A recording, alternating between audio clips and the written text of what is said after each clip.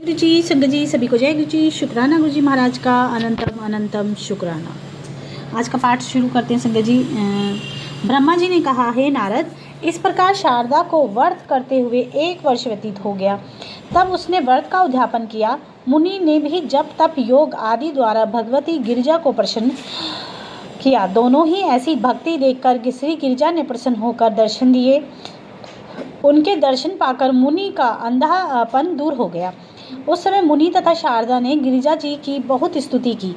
हे नारद, जब गिरिजा जी ने प्रसन्न होकर दोनों को संबोधित करते हुए यह कहा कि मैं तुम्हारी इच्छाओं को पूरा करूंगी, तुम जो चाहते हो वह कहो। यह सुनकर मुनि बोले, हे मातेश्वरी, मैंने अनजान में शारदा को यह वरदान दिया कि तुम अपने पति द्वारा एक पुत्र को जन्म दोगी। आप मेरे इस वचन को सत्य करने की कृपा करें। यह सुनकर भगवती गिरिजा बोली, हे मुनि, मैं तुम्हें शारदा के पूर्व जन्म का वृत्तांत सुनाती हूँ। हे मुनि, पूर्व जन्म में शारदा एक दरिद्र ब्राह्मण की पुत्री थी। यह एक ऐसे व्यक्ति को ब्याही गई जिसके घर में पहले से भी एक पत्नी थी। वहाँ उसने अपनी सोत को अनेक प्रकार के कष्ट दिए। इसका पति भी इसकी सुंदरता पर ऐसा मोहित था कि उसने भी अपनी पहली पत्नी की ओर ध्यान देना छोड़ दिया। फलस्वरूप वह चिंतातुर हो कुछ दिनों में मृत्यु को प्राप्त हो गई। इसके पड़ोस में एक युवा ब्राह्मण रहता था। एक दिन उसने इसकी सुंदरता पर मोहित होकर इसका हाथ पकड़ लिया। तब शारदा ने उसे अनेक प्रकार के दुर्वचन कह धिक्कारा, परंतु वह इसके मोह में व्याकुल होकर मृत्यु को प्राप्त हो गया। हे मुनि, शारदा ने अपनी सोत को बहुत कष्ट पहुंचाया था, इसलिए यह इस जन्म में विधवा हुई है तथा निरंतर 21 जन्म तक विधवा ही होती रहेगी। इस बार यह उस ब्राह्मण की पत्नी होकर विधवा हुई है जिससे पूर्व जन्म में इसके विरह में अपने प्राण त्याग दिए थे। इसका पूर्व जन्म का जो पति था वह पांडु देश में एक ब्राह्मण के घर में उत्पन्न हुआ था। वह अत्यंत धनी, सुंदर, बुद्धिमान तथा शिव भक्त है। मैं यह वरदान देती हूँ कि उसके साथ इसकी प्रतिदिन स्वप्न में भेंट हुआ करेगी। उसके रहने का स्थान यहाँ से 307 योजन हुए हैं।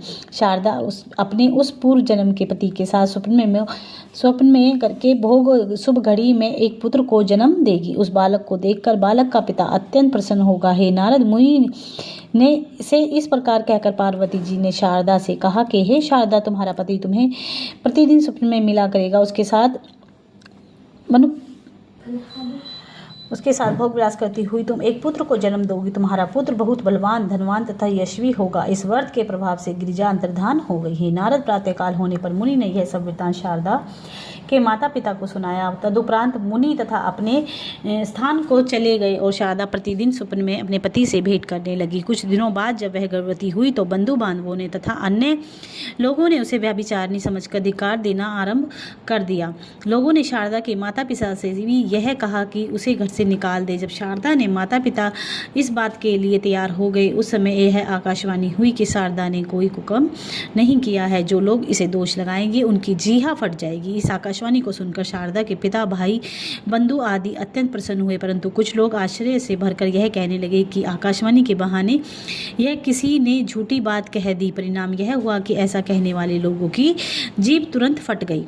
ब्रह्मा जी बोले, हे नारद, शुभ घड़ी प्राप्त होने पर शारदा ने एक सुंदर पुत्र को जन्म दिया। वह बालक सूर्य के समान प्रकाशवान था। उसका नाम शारदेव रखा गया। बड़े होने पर उसने अल्पकाल में ही 3 वेद पढ़ लिए तथा शिवजी की भक्ति में संलग्न रहकर माता की सेवा करने लगा। विवाह हो जाने के पश्चात उसने अनेक संतानों को जन्म दिया। एक बार वह अपनी माता को साथ लेकर गोकर्ण तीर्थ में स्नान करने के लिए शिवरात्रि के दिन जा पहुंचा। वहां शारदा का पति, वह ब्राह्मण, भी आया हुआ था जिसे शारदा स्वप्न में प्रतिदिन देखा करती थी। शारदा वहां उसे पहचानकर अत्यंत आनंदित हुई। उधर जब उसने भी यह देखा कि वह स्वप्न में जिस स्त्री का तथा पुत्र को देखा करता था वह यहाँ उपस्थित हैं, तो वह भी अत्यंत आनंदित हुआ। तदुपरांत वह वास्तविक भेद को जानने के लिए शारदा के पास आया और इस प्रकार पूछने लगा कि हे बद्री, तुम किसकी पुत्री हो तथा किसकी पत्नी हो? तुम्हारा नाम क्या है? तुम बारंबार हमारी ओर क्यों देख रही हो? इसका कारण बताओ।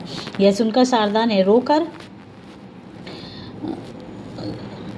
रो कर अपना संपूर्ण वृत्तांत उसे सुना दिया। तब उस ब्राह्मण ने हंसकर पूछा, यह पुत्र किसका है? इसे देखकर मेरे हृदय में पिता के समान प्रीति उत्पन्न होती है। जब तुम विधवा हो गई तब यह बालक किस प्रकार उत्पन्न हुआ। वह सुनकर शारदा ने लज्जित होते हुए उत्तर दिया कि हे स्वामी, यह बालक आपके द्वारा ही उत्पन्न हुआ है। इसके नाम शारदेव है और यह संपूर्ण विद्याओं को जानने वाला है। यह सुनकर उस ब्राह्मण ने मुस्कुराते हुए कहा, यह तो बड़े आश्चर्य की बात है कि तुम्हारा पति तुम्हारा हाथ पकड़े बिना ही मृत्यु को प्राप्त हो गया और तुम इस बालक को जन्म दे बैठी। जो वृत्तांत सत्य हो वह हमें बताओ। तब शारदा ने लज्जा त्याग कर सब वृत्तांत कह सुनाया, जिससे ब्राह्मण को अपने मन में यह निश्चय हो गया कि शारदा मेरी ही स्त्री है। हे नारद, उस समय शारदा तथा उसके पति को अत्यंत प्रसन्नता हुई। तब शारदा ने अपने व्रत का आधा फल उस ब्राह्मण को दे दिया और स्वयं भी अपने पति के साथ रहकर उसके अधीन हुई। व्रत का फल प्राप्त होते ही उस ब्राह्मण को अपने पूर्व जन्म का स्मरण हो आया। तब वह अत्यंत प्रसन्न हो अपने माता पिता की आज्ञा अनुसार शारदा तथा उसके बालक को वह अपने घर ले गया। वहाँ शारदा ने उसकी बहुत सेवा की। सांसारिक भोग करने के पश्चात वह ब्राह्मण मृत्यु को प्राप्त हुआ। तब शारदा भी उसके साथ सती हो गई। उस समय वे दोनों विमान में बैठकर शिवपुरी में जा पहुँचे। हे नारद, शारदा की यह कथा अत्यंत पवित्र है। उसे सुनने तथा सुनाने से दोनों लोकों में अत्यंत आनंद मिलता है। यह स्त्रियों के पति की आयु में वृद्धि करती है। उमा महेश्वर व्रत का राजव्रत कहा जाता है। जो स्त्रियां इस व्रत को धारण करती हैं वे अपने दोनों कुलों को पवित्र करती हैं। जय गुरु जी। संगत जी, शिव पुराण का 10वां खंड यहाँ पे समाप्त होता है। 11 खंड हम शुरू कर रहे हैं।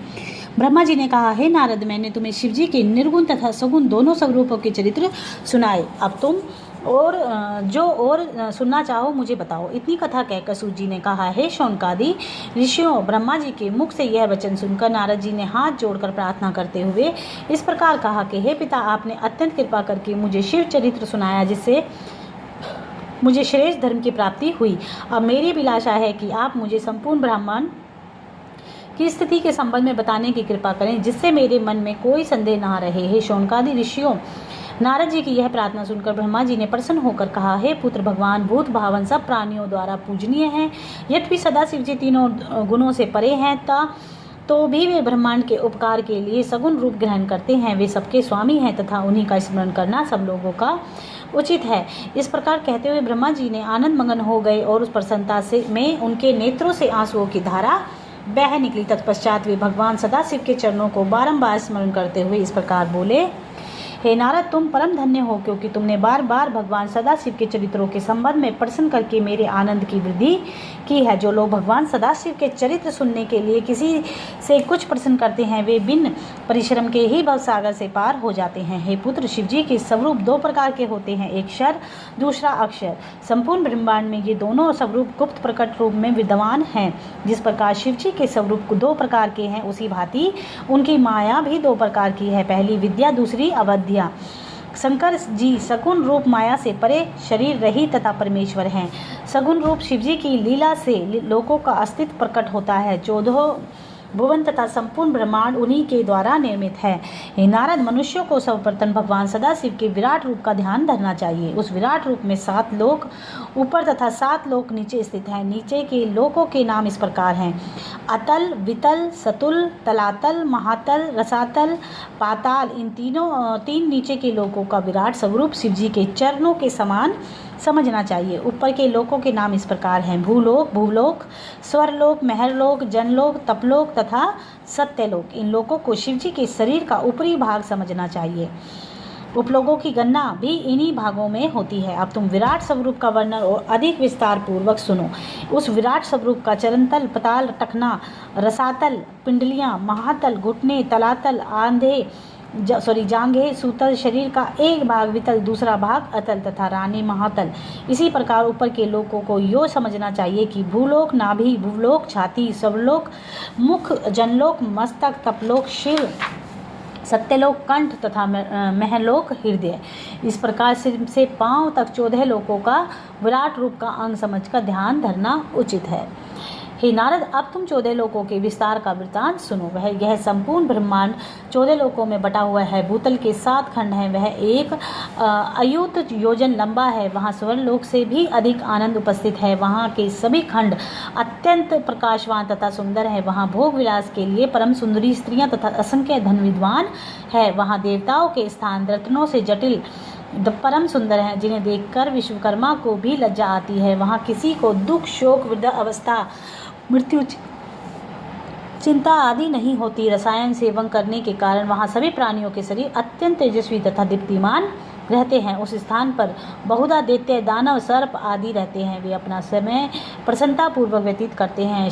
महाशिरोमणि के प्रकाश द्वारा वहाँ कहीं अंधेरा नहीं रहता, दिन रात प्रकाश में ही फैला रहता है। वहाँ की पुष्प वाटिका में सहस्त्र प्रकार के छायादार वृक्ष फल फूलों से लदे रहकर हृदय को अत्यंत प्रसन्नता प्रदान करते हैं। उन पर बैठे हुए विविध प्रकार के पक्षी अपनी मधुर वाणी से सब लोगों का मन वश में कर लेते हैं। हे नारद, वहाँ की नदियों में कमल के फूल खिले रहते हैं तथा विविध प्रकार की मछलियाँ एवं जल जंतु भ्रमण करते रहते हैं। उसके राजा शेषनाग हैं, उनके सम्मुख अप्सराएं सदैव नृत्य किया करती हैं तथा नागों की कन्याएं सेवा में संलग्न रहती हैं। इस प्रकार मैंने संक्षेप में नीचे के 7 खंडों का वर्णन किया। अब तुम प्रत्येक लोक का अलग अलग वर्णन सुनो। हे नारद, सर्वप्रथम तुम अतल लोक का वृत्तांत सुनो। वहाँ पुण्य करने वाला मनुष्य पहुँचता है। उस लोक का राजा मैं दानव का पुत्र है। उसने 96 महामायाओं का निर्माण किया। भगवान सदाशिव की सेवा किए बिना अतल लोक किसी को प्राप्त नहीं होता। अतल लोक का विस्तार 10 सहस्त्र योजन में मैं दानव का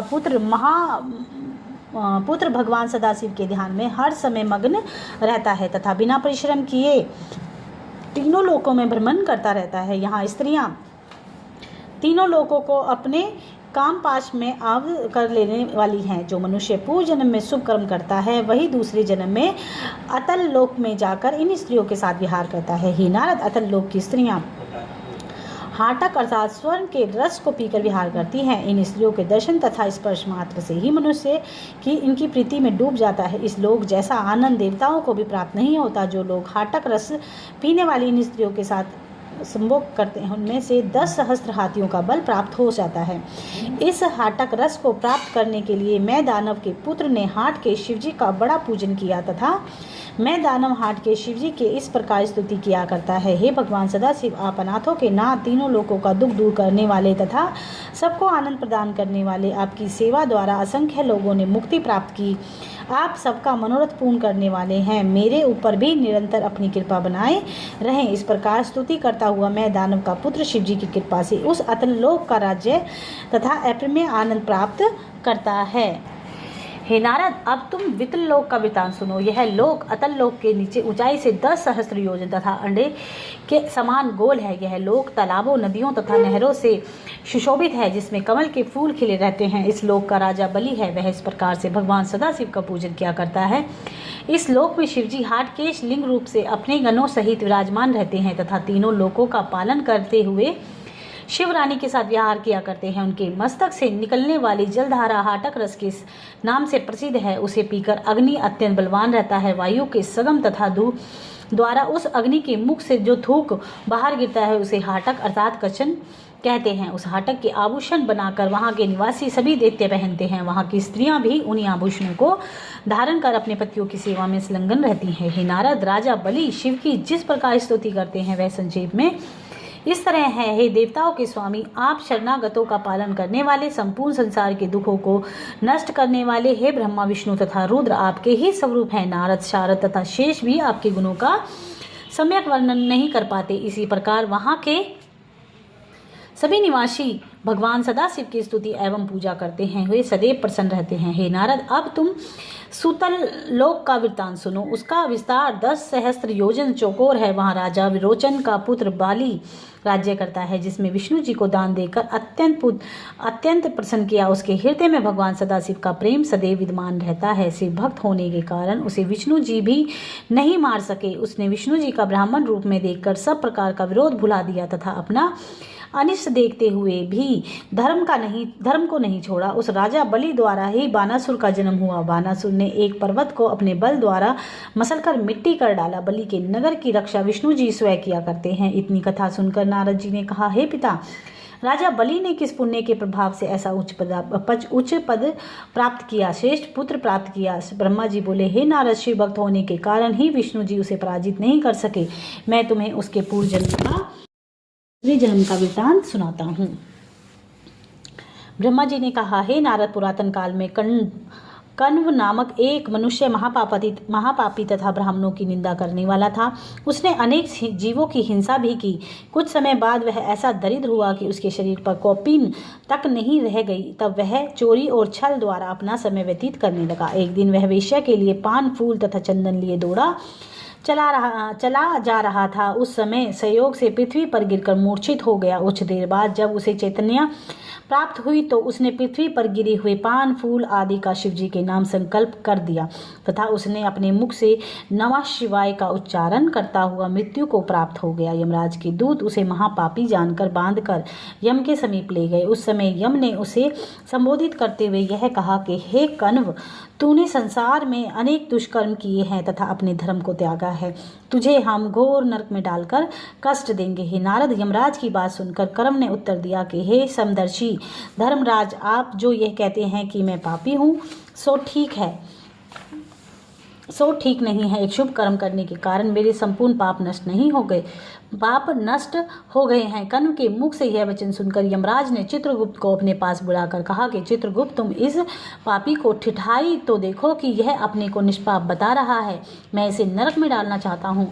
इसके पाप पुण्य का लेखा जोखा हो उसे तुम मेरे सम्मुख उपस्थित करो। यमराज के मुख से इन शब्दों को सुनकर चित्रगुप्त ने शिवजी का स्मरण किया। तदुपरांत कण्व को शिवजी का कृपा पात्र जानकर इस प्रकार उत्तर दिया कि हे महाराज, यद्यपि इस मनुष्य ने जीवन भर महापाप किए हैं, परंतु मृत्यु के समय इसके मुख से नमः शिवाय शब्द निकला। जितना ही नहीं, वेश्या के निर्मित जिस सामग्री को यह लिए जा रहा था उसे भी इसने शिवजी को समर्पित किया।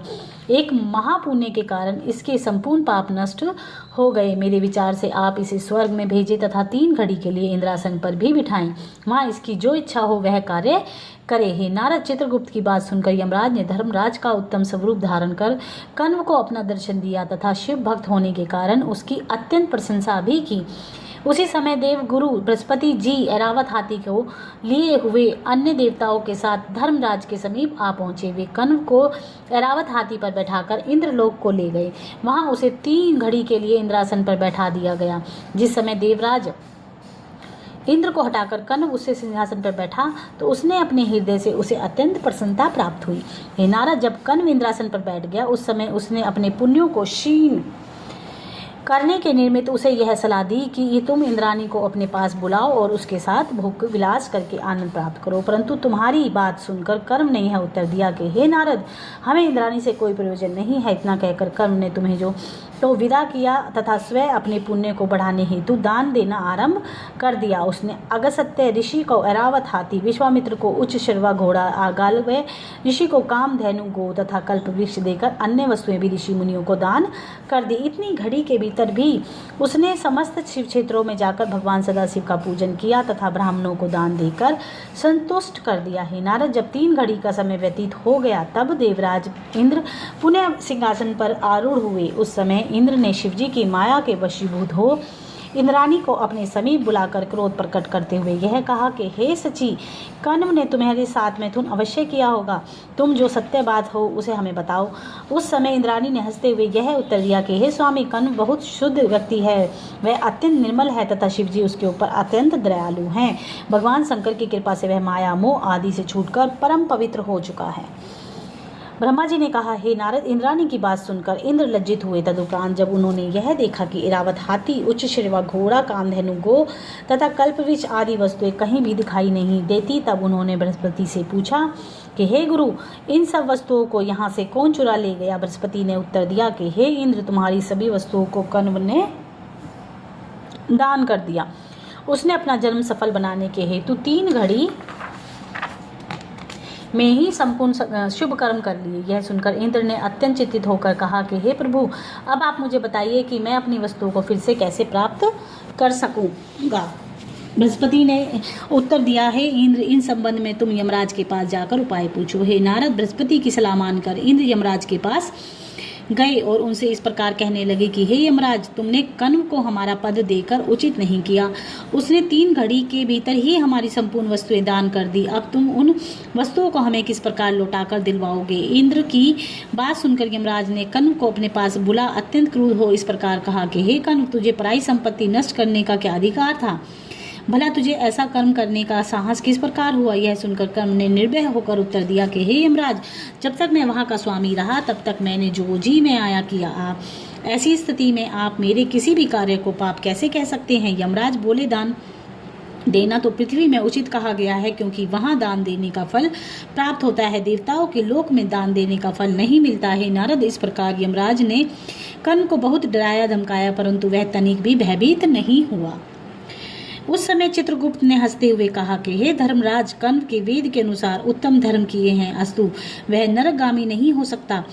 कण्व ने देवलोक में रहकर शिवजी के नाम पर जो दान दिया है वह भी उचित है ही है। इस पुण्य कर्म के कारण कण्व के सभी पाप नष्ट हो गए हैं। नारद, चित्रगुप्त की यह संपत्ति सुनकर धर्मराज ने इंद्र से कहा कि हे देवराज इंद्र, तुमने 100 अश्वमेध यज्ञ करके इंद्र को प्राप्त किया तथा कण्व ने अपने शुभ कर्मों द्वारा सभी पापों को नष्ट कर डाला। उचित है कि अब तुम अगस्त्य आदि सभी मुनियों के पास जाओ और उनकी सेवा करके धन आदि भेंट में देकर अपनी वस्तुएं प्राप्त कर लो। इसके अतिरिक्त अन्य कोई उपाय नहीं है। यह सुनकर इंद्र यमराज के पास से लौट आए।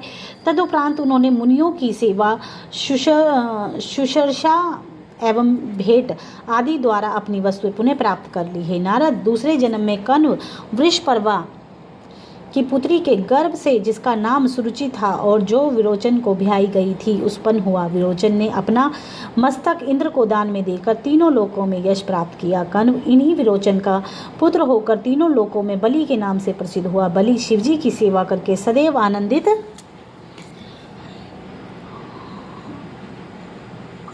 रहा। इंद्र का मनोरथ पूर्ण करने के हेतु विष्णु जी वामन ब्राह्मण का स्वरूप धारण कर उसके समीप दान लेने गए। बलि ने विष्णु जी का छल जानते हुए भी उन्हें प्रसन्न किया। उस दान के प्रभाव से वह इस समय सुतल लोक का राजा है तथा विष्णु जी उसके नगर में रहकर प्रतिदिन उसे अपने दर्शनों से कृतार्थ किया करते हैं। जय गुरु जी। संगत जी, आज के लिए इतना ही। आगे की कथा हम कल पढ़ेंगे। हमारी शिवपुराण समापन पर है और ये 11वां खंड चल रहा है जो लास्ट है, और उसके बाद 1-2 कथा और हैं जो मैं पढ़ूंगी जिनका बहुत महत्व है पढ़ने का। तो मेरे ख्याल से 2-3 दिन में हमारा शिवपुराण ख़त्म हो जाएगा। जय गुरु जी। शुक्राना गुरु जी।